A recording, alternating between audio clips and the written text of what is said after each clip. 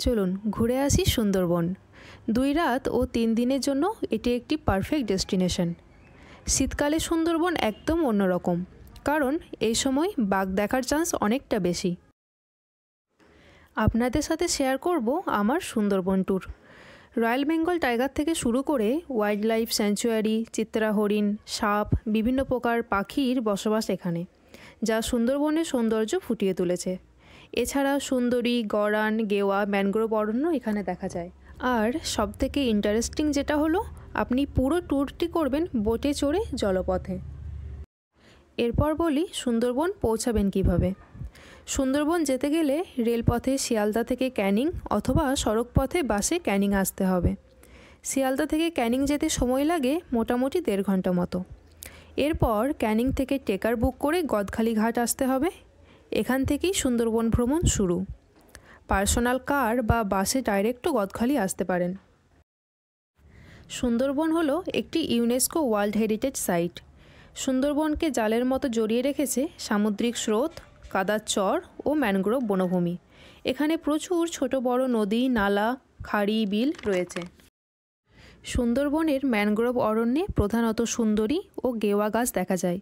এই সুন্দরী গাছ থেকেই সুন্দরবনের নামকরণ করা হয়েছে বলা হয়। এবার আসি সুন্দরবনের কোথায় কোথায় ঘুরবেন। সুন্দরবন ভ্রমণের প্রথম পয়েন্ট হলো গোসাবা। গদখালি ঘাটের উল্টো দিকেই খালি চোখে গোসাবা অঞ্চল দেখতে পাওয়া যায়। তবে ফেরি বা ভেসেলের মাধ্যমে গদখালি থেকে গোসাবা পৌঁছানো যায়। গোসাবার প্রধান আকর্ষণ হলো রবীন্দ্রনাথ ঠাকুরের বাংলো, যেটা বেকন বাংলো নামেও পরিচিত, ও হ্যামিল্টন বাংলো। গোসাবা ঘুরে আমরা পরবর্তী ডেস্টিনেশন পাখিরালয়ে পৌঁছাবো। পাখিরালয়ে অনেক হোটেল বা রেস্টুরেন্ট আছে। পাখিরালয়ে নাইট স্টে করার পর নেক্সট ডে সকালে বের হয়ে পড়লাম সুন্দরবন কোর অঞ্চল ভ্রমণের জন্য। আমাদের প্রথম point Sajnekhali wild life sanctuary. এখানে আমরা দেখতে পাবো কুমির, কচ্ছপ, লিজার্ড, টাইগার রেস্কিউ সেন্টার। আর সকালের টিফিন, লাঞ্চ ও ইভিনিং স্ন্যাক্স ফেরি বা ভেসেলের মধ্যেই সার্ভ করা হয়।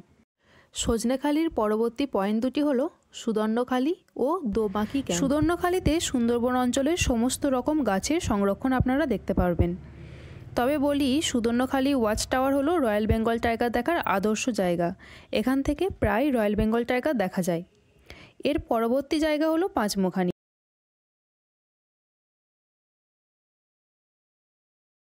অর্থাৎ 5টি নদীর মিলনস্থল।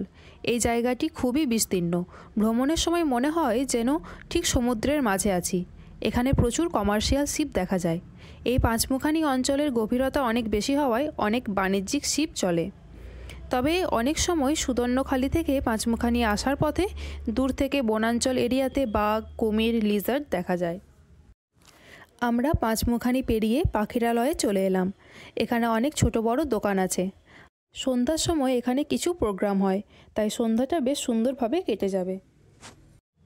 পরদিন সকালে পাখিরালয় থেকে সোজা চলে আসলাম গদখালি।